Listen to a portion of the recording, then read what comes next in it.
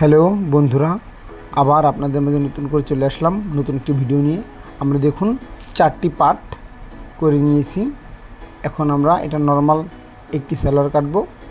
আমাদের সেলারের লম্বাটা হচ্ছে 38 ইঞ্চি। এখন আমরা বরাবর করে একটি সোজা করার জন্য একটা দাগ টেনে নিব এবং তার হাফ ইঞ্চি নিচে আমরা আরেকটা সেলাই মার্জিনের জন্য দাগ টেনে নিয়েছি। আমাদের দুটি দাগ টানা শেষ। এখন আমরা হাইয়ের মাপটা হচ্ছে, আমার যেহেতু লম্বা মানুষ 29 ইঞ্চি ওনার হাই, এবং আমরা 6 ইঞ্চি ইউকের জন্য কাপড় আলাদা রেখে আমরা 14.5-তে দাগ দিব এবং 38 ইঞ্চিতে একটা দাগ দিব। আমাদের লম্বাটা যেহেতু 38 ইঞ্চি, আমরা 38 ইঞ্চিতেই দাগ দিব। এখন আমরা এখানে লম্বা করে দাগ টেনে নিব।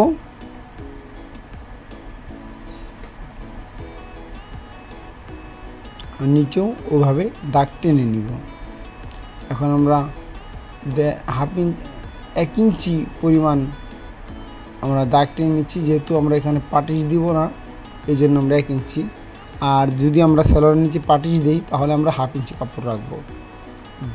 আর এখানে হচ্ছে আমরা 30 ইঞ্চি রাখছি, যেহেতু লোকটা লম্বা চড়া মানুষ, এই জন্যে এখানে 30 ইঞ্চি দিয়েছি ঢোলাটা। আর পায়ের নিচে যে 11.5, আমরা 11.5তে দাগ দিয়েছি। আমাদের ভিডিওটি কন্টিনিউ আপনারা দেখবেন, তাহলে নিজেরাই ঘরে বসে নিজের জামা কাপড় নিজেরাই তৈরি করতে পারবেন খুবই সহজে।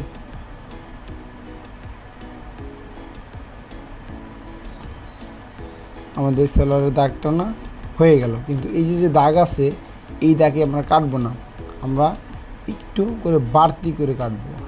এই পরিমাণ বাড়তি করে আমরা সেলারটি কেটে ফেলব। আমাদের সব কিছু করা শেষ। এখন কাটলেই হয়ে যায়।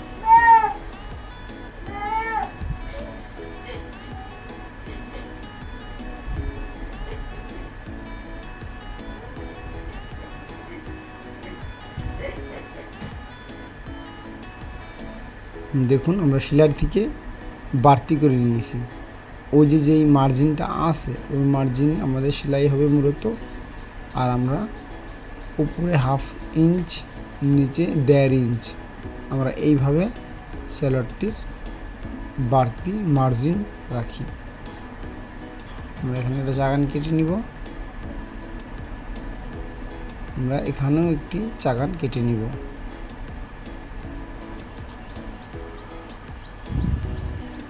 এখন আমাদের ইউক কাটতে হবে, মানে যেটা কি কোমরের পাট বলে।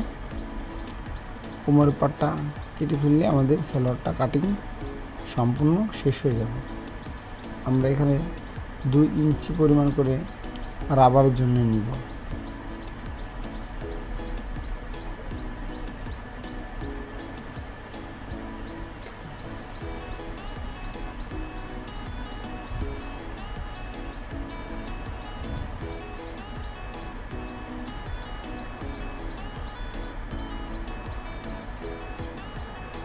আমরা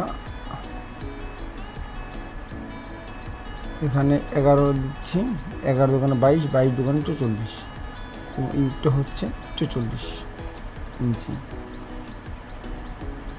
আর এদিকে আমরা নিচ্ছি 6.5 ইঞ্চি।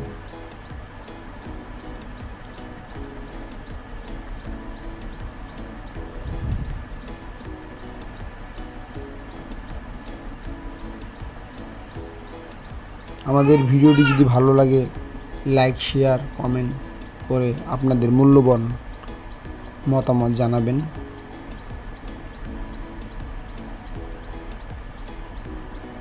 সবাই ভালো থাকবেন এবং সুস্থ থাকবেন। আমাদের কাটিংটি হয়ে গেছে। আমরা খুবই অল্প টাইমে আমরা কাটিংটি করে ফেললাম। একটি সেলার কাটতে 5 মিনিট সময় লাগে। আমাদের কাটিংটা শেষ। আপনারা সবাই ভালো থাকুন, সুস্থ থাকুন।